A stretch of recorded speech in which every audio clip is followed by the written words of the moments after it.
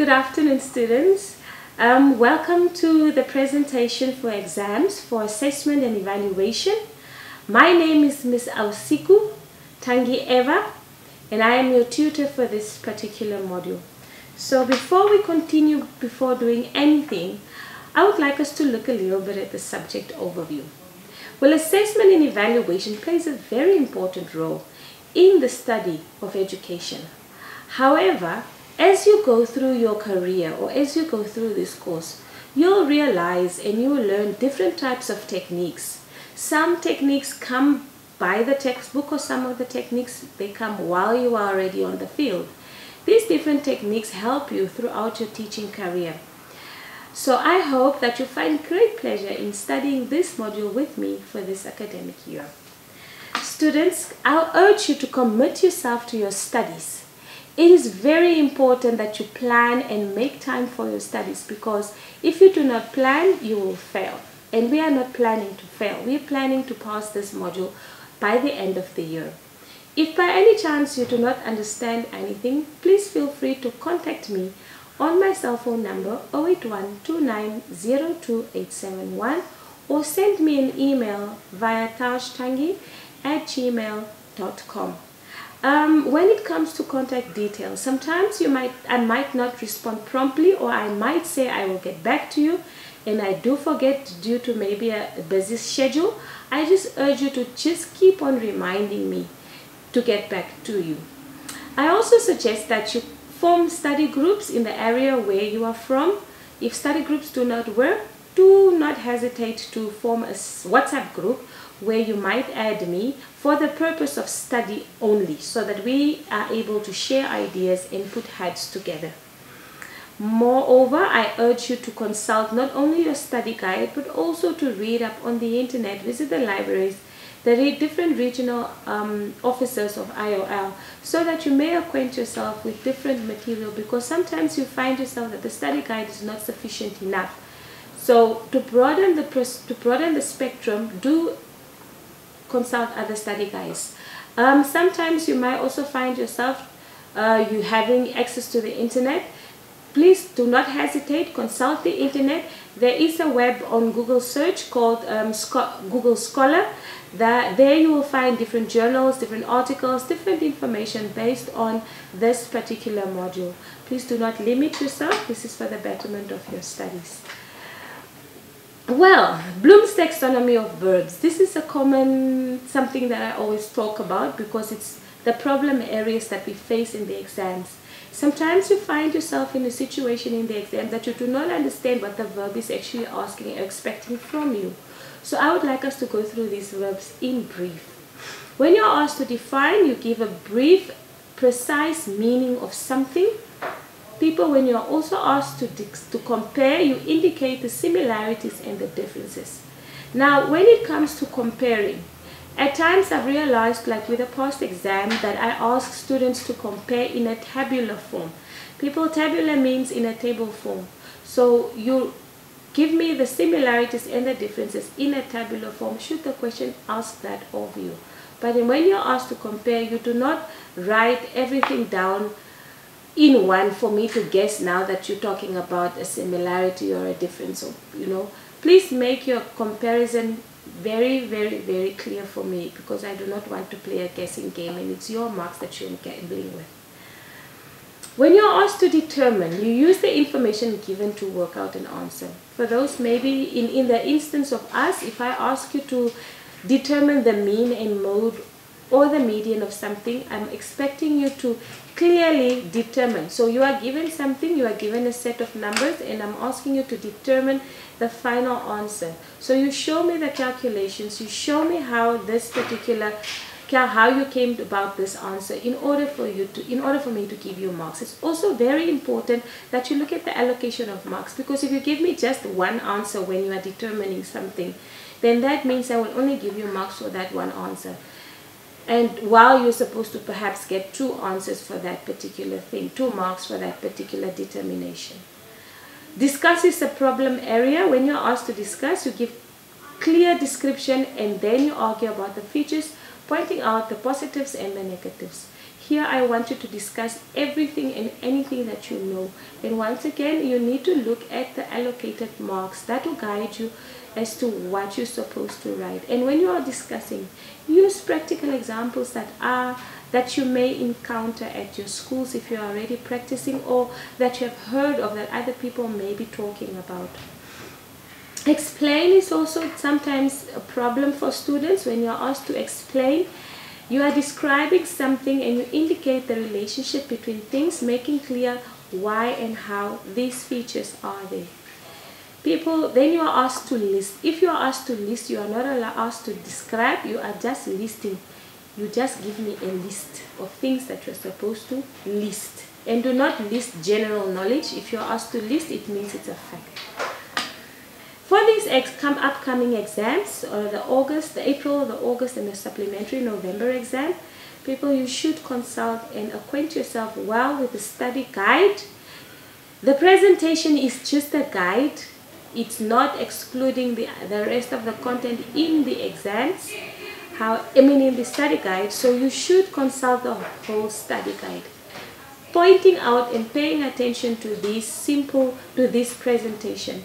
Because if I ask you, I can't tell you to study a definition. You should know the definitions because you ought to have read the study guide. So please, please, please, I urge you not to focus only on these because it's just a guide. Before we do anything, assessment and evaluation has to do with the progress of a particular learner at school. So before we continue with anything, we need to understand how the human mind works. The human mind, or the human brain, or the acquisition of information is divided, or learning is divided, or learning, the way students are learning is divided into 3 categories, which are the learning domains. You have the affective domain that deals with the learner's emotions and feelings towards learning experiences. It is based upon behavioral aspects and may be labeled as beliefs. Now, this affective domain is how the learner feels towards learning. How does this learner feel about this particular technique that I'm using in a classroom? Then you have the cognitive domain. The cognitive domain is the intellectual capability and skills. The 6 categories that are affiliated with the cognitive domain are the knowledge, the comprehension, application, analysis and synthesis, and evaluation. And they describe increasing difficulty in thinking skills expected from the learner as knowledge and content becomes more difficult. Then you have the psychomotor domain. The psychomotor domain focuses on the performance of sequence of motor activities to a specified level of accuracy, smoothness, rapidness, and force. In order for learning to take place, all these three domains need to be taken into consideration as a teacher. Some aspects that you need to know are what are learning outcomes. Learning outcomes are much different from learning objectives. The learning outcomes are statements of what a learner is expected to know and understand and be able to demonstrate after a completion of a process of learning. So for instance, you are doing listening. You are expecting this learner at the end. So what you want at the end of the lesson, after the child has listened to a particular something, could be a speech, could be a film, whatever this child is listening to, at the end, what do you want this child to know? At the end, I want this child to perhaps know that he should be able to listen and tell me what he has said with comprehension. That is what you want. The aim or the end result is your learning outcome. Then we are busy with a promotion policy. Well, promotion policies are in place to guide us when we are busy promoting learners to the next grade. These are principles or a policy that is aimed at ensuring quality of education by offering guidance and implementation of the quality assessment practices. This policy also states that a pupil, for example, should not repeat a phase once. These are the guidelines. This policy guides us when we are busy promoting this child. What are the factors that we need to consider? This policy outlines these factors that are considered when this child should be promoted. Then you have your mode. Your mode is the distribution of numbers in a given set. Now this set has a frequent or most common score in this distribution or this set. That is what your mode is entailing. Now when I usually ask this question is sometimes 2-3 marks. I expect you to go further and explain to me that the mode is the point or value of x that corresponds to the highest point of this distribution. If the highest frequency is shared by more than one value, then the distribution is said to be multimodal. Now maybe this particular definition for you may sound like Chinese. However, you are not limited to only knowing this particular definition. There are other simpler versions of this definition of the word mode. So I urge you to go out and read up about the modes and the mean and the medians in order for you to have a variety of definitions so that you can choose one that sits well with you.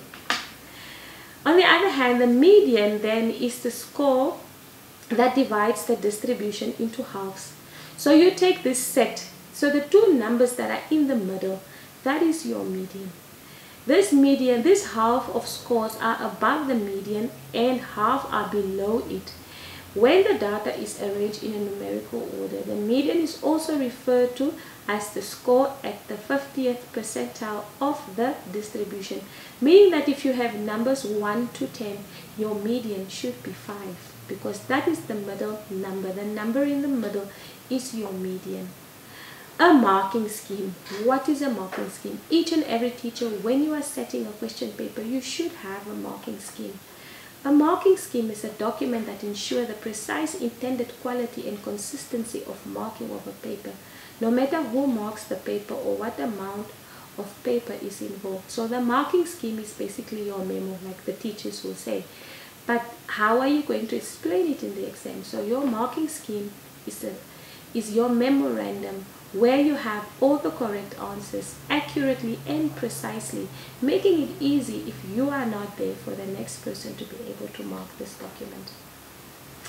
Then you have got your 12 principles of good assessment practices. People, sometimes some of you confuse these 12 principles with the alternative principles of assessment. Now here in this case, we are talking about the 12 principles of good assessment practices, which are: assessment should be relevant, it should be appropriate, it should be fair, accurate, provide useful information, it should be definitely integrated into the teaching and learning cycle, it should draw a wide range of evidence, it should be manageable, reliable, valid, transferable, and educative. If you know all these 12 practices and you know what they are underlining, it should not be difficult for you. So most of the time this question is out of 24. Meaning that you need to name this principle, you get 1 mark for that. Then you get another mark for a short description of it. So you need to look at the number of marks to determine whether you should, because sometimes you write a lot of irrelevant information that are not needed for the allocated marks. So you should know these different principles. They are facts, they cannot be disputed, they are there for life. So you should know them as they are.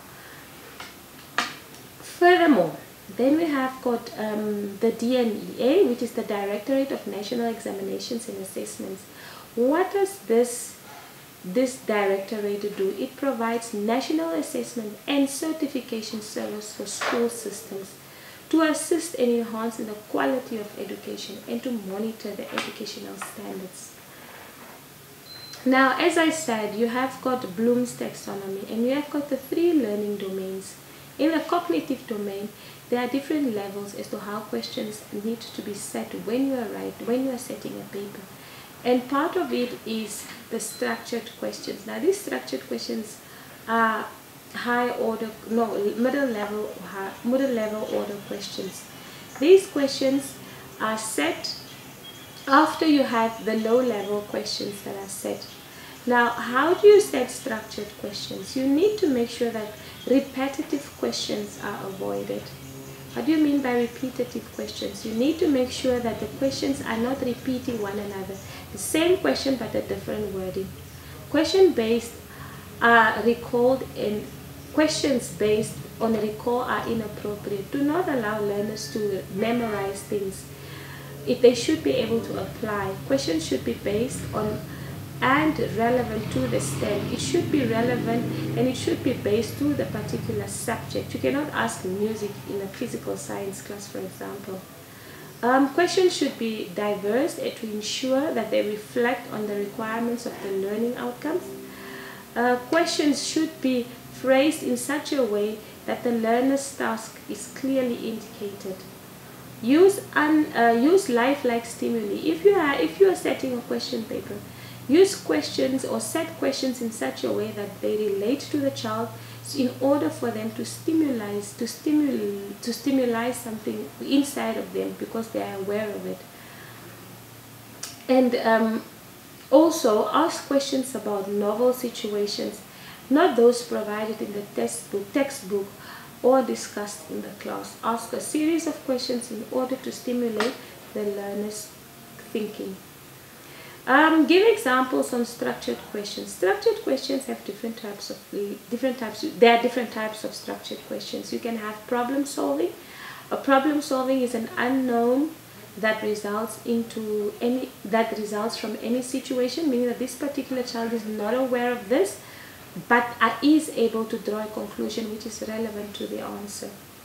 Which person seeks to fulfill a need to accomplish? The problem must be relevant to this child. The child must be able to relate in order to achieve an end result. Handling information. Learners are expected to use information from pictures, articles, photos, DVDs, films, etc. Handling means you give them a picture and then they take information from this picture in order for them to answer a particular question.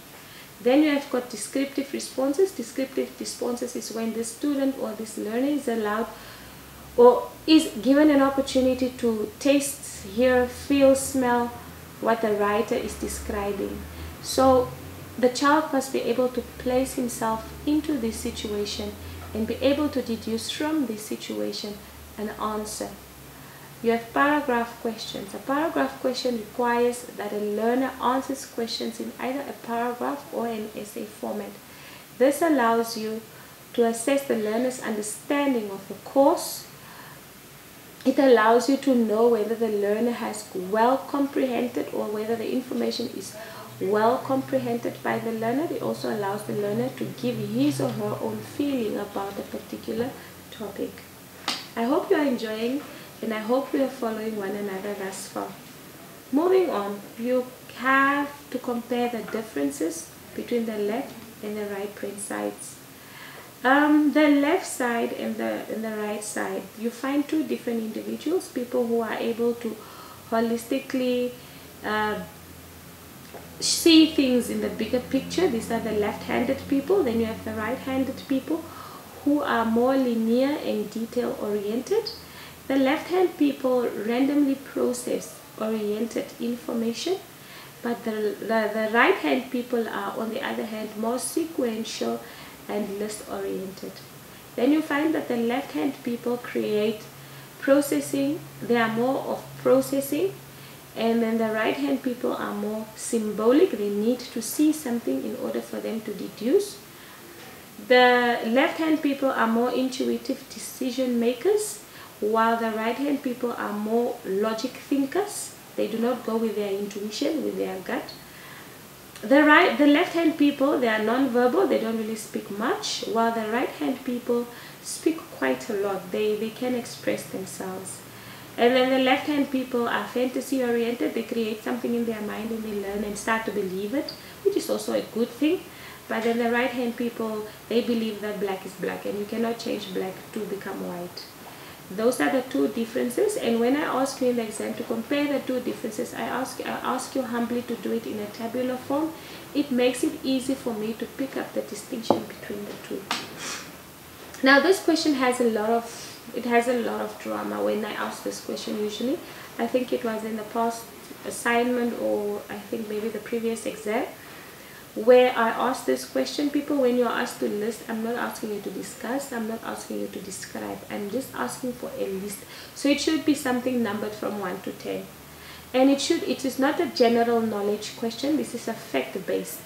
If I ask you to list the flow, I'm not asking your flow that you follow at your school, because each person has their own flow. I'm asking the one that is there, the fact that is non-disputable.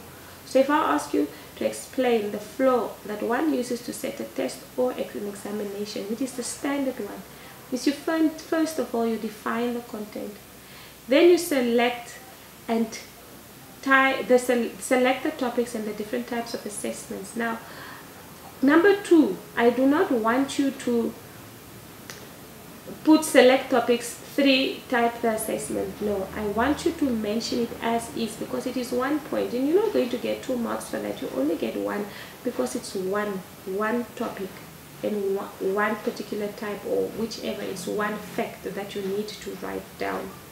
And I want you to write this for me in the flow as is, because you first don't define the topic and then you hand the paper. No, I need it to be as is, a flow. It's a channel as to how things need to be run. So you define the topic, you define the content, you select the topics and the types of assessments, you gather all the material, then you construct a range of questions with sample answers and a marking scheme. Here we come across a marking scheme again. Questions, check questions against Bloom's taxonomy, the different learning styles and the brain orientation. Complete the assessment grids and sample questions. Check for marks and gradings. Type the paper, sample answers as well as your marking scheme. Check for mistakes. Have the sample paper as well as the sample answers and marking scheme checked by your colleague. And last but not least, you hand it to the moderator. There are many genres of portfolios that can be used for the purpose of both instruction and assessment. With aids of example, briefly discuss these categories. A portfolio, first and foremost, is gathering of information that a child makes and puts it together in order for it to be presented. And a portfolio can be 1 whole year, a portfolio can be a 2-day thing, but a portfolio is a collection of information that a child needs to present. So you have a personal portfolio. Personal portfolio serves as a vehicle for self-reflection or sharing and can contain pictures, awards, videos, or memorabilia. Then you have a working portfolio. Generally includes samples of learner's tasks that show his or her progress over a certain period of time. It also depicts the story of a learner's growth and performance. Like I said, a portfolio doesn't necessarily need to be a 1-week thing. It can also be something that you do for the whole consecutive year. This helps assess how the learner has progressed over time, and it indicates the limitations of his or her learning as well as constraints that have influenced his or her learning. You'd find sometimes those that are teaching grade 1, their children have got flip files. So everything that they do during the course of the year is placed into that flip file. Towards the end of the year, when parents come to close of the academic year, or when the learners close of the academic year, this is where a parent or the child takes this collection home. So that is a working portfolio and shows and presents it to the parents so that the parents can see. Sometimes it can be presented termly or quarterly, however the teacher chooses. That is an example of a working portfolio. Then you have a showcase portfolio. This includes a collection of tasks that the learner considers his or her best among their accomplishments and representative ones. Disputes its limitations in cooperating and developmental tasks. It helps motivate the learner to demonstrate outstanding performance. A limited number of items are selected to exhibit growth over time and to serve a particular purpose. Out of school setting, a typical showcase portfolio, for example, would be those people that like to do modeling. It's just an example for showcase portfolio. You go out, you take pictures of yourself and you put them together and you go and present them. For example, people that do artwork, They draw different types of artwork. They take their best and they put it together, and then they present it. It's a showcase portfolio. At school, the child can collect his or her best. If the child is maybe doing the arts class, can collect his or her best artwork and then place it into a flip file and present it. Could be for a competition, could be for a parent meeting, whatever the purpose may be. That is a work showcase portfolio. As a committed teacher, how would you use standard deviation? Standard deviation is in the unit of statistics, the unit that has the mean, mode, and median. I urge you, standard deviation is a little bit difficult. Please consult other sources with regards to standard deviation just to understand how it works. Now, standard deviation in the classroom is used to find errors in the mean. It is used to analyze class test results to see how did these learners perform, where is the discrepancy, where is the problem, why are they performing too poor, why are they performing too good. The teacher can find the range of performance in the classroom and find the relationship between the mean and the range. Remember that your mean is your average and your range is a standard score. Then basic concepts again that you're supposed to know. You're supposed to know the norm reference grading. Norm reference grading compares learners from one another to ascertain each learner's relative position given in a class or a group. Then you have summative. Summative assessment is an assessment that is done at the end of the year, which is a summary of everything that has been done during the whole year, in order for us to see the progress and achievement of the learner throughout the year in this given or particular subject. If assessment is valid, valid assessment refers to the accuracy. How accurate is this assessment, or whether or not it measures what it's supposed to measure. Even if a test is reliable, it may not provide a valid measure. So a valid assessment measures the accuracy of an assessment. Self-evaluation, the word says it for itself. Self-evaluation, self and pure evaluation assessment is about revision and improvement. It enables learners to independently, on their own, and with the help of others, progress with confidence rather than always relying on the teacher's judgment. Pure assessment and self-assessment is synonymous. They are almost alike, but self-assessment is the individual himself. And peer assessment is nearly the same, like I said. However, learners are expected to explicitly be involved in helping each other. So peer is the classmates assessing each other. The only thing that the teacher does, he or she becomes the facilitator. Holistic marking, this is something that you usually come across most of the time. Could be in an assessment, could be in an assignment, or could be in the exam. Holistic marking is an essay in an assessment question that requires an answer in a sentence, paragraph, or short comparison. Writing an essay demands high level of thinking and demands on an ability to create, organize, integrate data and ideas. For example, role play assessments, structured question, interpretation, essay, and group work. Holistic marking has to do with marking. Holistic means whole. It's from the word whole. So holistic marking is when you are marking something completely as is. For example, if you are marking an essay, you are not just marking one paragraph, but you are marking the whole essay in order for you to come to a conclusion as to what is happening or how is the learning taking place. Does this learner understand and comprehend what he or she is expected to have done? I have given you a mouthful, but unfortunately we need to continue. Feedback is essential. It's very important. Even us as students, we expect our tutors to give us feedback. And feedback is very effective in learning. Feedback is very important because it justifies to learners how their mark or grade was derived. How did I get 99 out of 100? So feedback is very important to justify how a mark was awarded. Identify and reward specific qualities learners have done.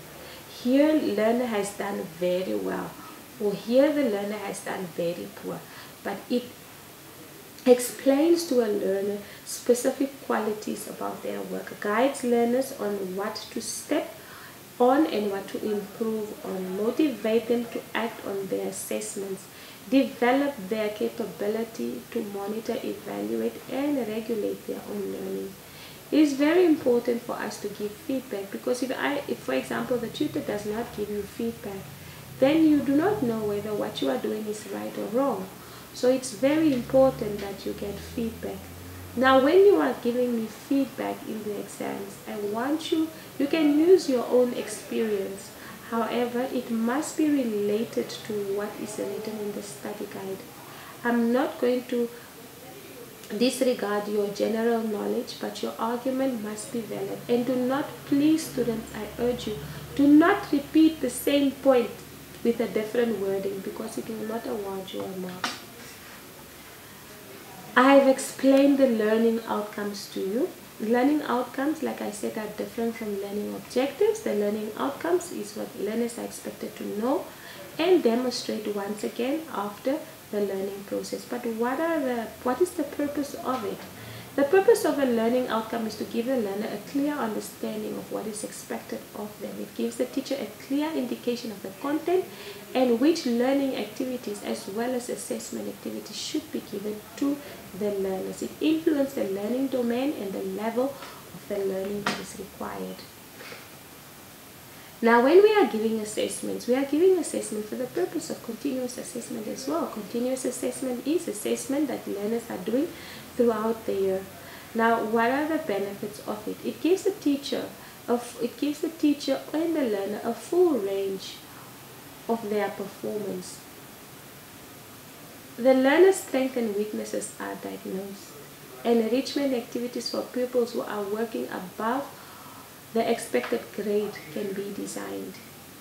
The learner's progress is assessed, and here is the time to correct problems. It is a powerful diagnostic tool that enables pupils to understand the areas in which they are having difficulty. It supports the cycle of self-evaluation, pupil-specific activities by both pupils and teachers. It provides information on achievement of a particular levels and skills, understanding and knowledge, rather than achievement of certain marks or scores. It enables pupils to monitor their achievement of grade level goals and to visualize their progress towards those goals before it is too late to achieve them. These are just a few. You may feel free to acquaint yourself with other benefits. This question is a question that allows you to think out of the box. It allows you to argue with relation to the experiences that you may be feeling. We have discussed portfolios, but then there's another thing called coursework. What are the challenges of coursework? Coursework is almost like a portfolio, but it's work that is done throughout. Now, what are these challenges? These challenges are its time management. You need time management. You need to make sure that at the end of this date, the work should be done. Coursework or projects are usually bigger assignments that demands time from the learners. Learners become too over-enthusiastic. Some learners become overly enthusiastic about the project and do too much more than what is required. Parents end up doing the work. This is one of the biggest challenges of coursework, and it's very common. Difficulty. The level may be difficult. Maybe you are asking the child to build a rocket or a volcano, and unfortunately this child is just in grade 1 or grade 2. It is often difficult for the teacher to determine the appropriate level and standard when designing coursework tasks, especially when the teacher is not skilled in designing the coursework assessment task. Students go through all informations. These are just guides. We have discussed the functions of the DNEA, but I will re-emphasize them. The main functions of the DNEA are to provide national assessment and certification for school system to assist in enhancing quality of education, to monitor the main activities of this, looking at the mark allocation. It is also to look for localizing of the IGCSE, HIGCSE examination. Just food for thought. The current DNEA no longer works with IGCSE and HIGCSE. They are currently working with NSSO and HNSSO. Improving the security of examinations and certificates, monitoring of quality of standards of the education system, ensuring equitable access to national examinations. That we have discovered. Argue why it is important. People, technology is evolving, and it is very important that sometimes we evolve with this technology. So imagine if you no longer had to do your case marks by hand, and you no longer had to do so much writing, and you had computer assisted assessment in your classroom. What is so important? Now you need to argue.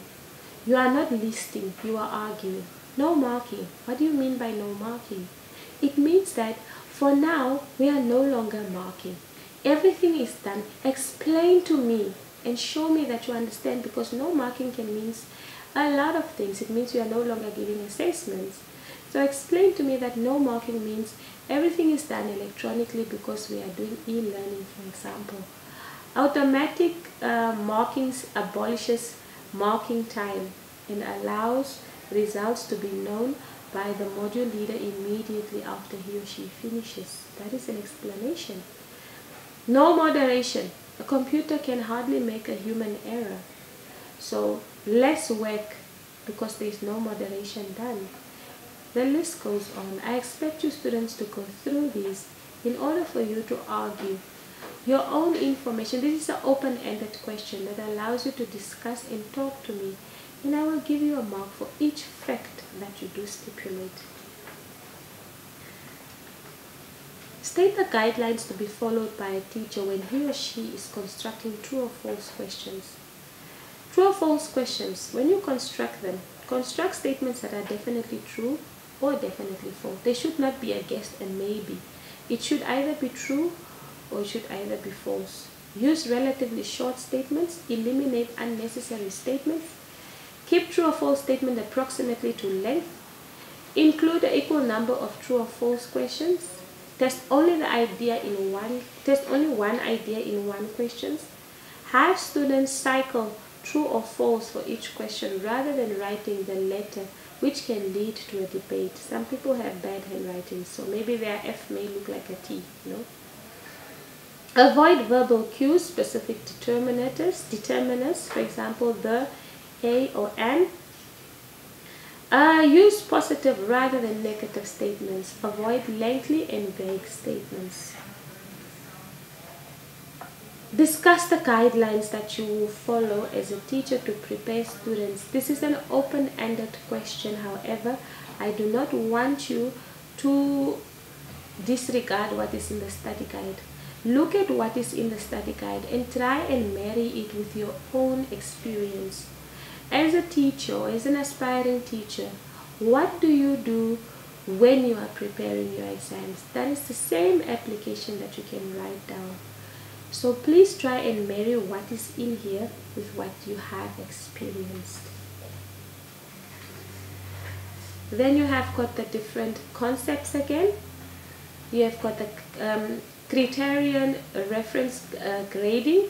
People, I just don't expect you to know what it is. I need you to be able to apply. I may give you a series of statements and you need to identify whether it is norm reference or it is criterion reference grading. You should be able to define what is formative assessment, what is reliable assessment. The other time we looked, on the other slide we looked at valid assessment. You need to understand what is self-assessment and you need to understand what is the portfolio. As a teacher, you use a variety of assessment techniques to measure performance. With aids of examples, explain the techniques of a formal assessment. What is a test? A test is a cognitive ability, meaning of words, a numerical ability, a reasoning ability, and a reading ability. For example, a test can be a comprehension. You have an essay. What are you doing with an essay? You are applying of knowledge, attitude, and values. You have got short answers or problem solving questions. These are different types of techniques that one can use inside the class in order for you to test performance. We have discussed the mean and the mode and the median. Discuss why a teacher can use matching questions. Ladies and gentlemen, this question is open. However, marry what is in the study guide marry what is in the study guide with your own experience. Multiple choice questions, they are easy to construct. They are short reading and responses, so they save time.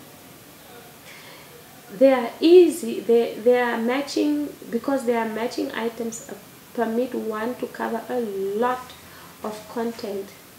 They are well suited to measure associations between facts. They reduce effects of guessing because it's either that or it's the other.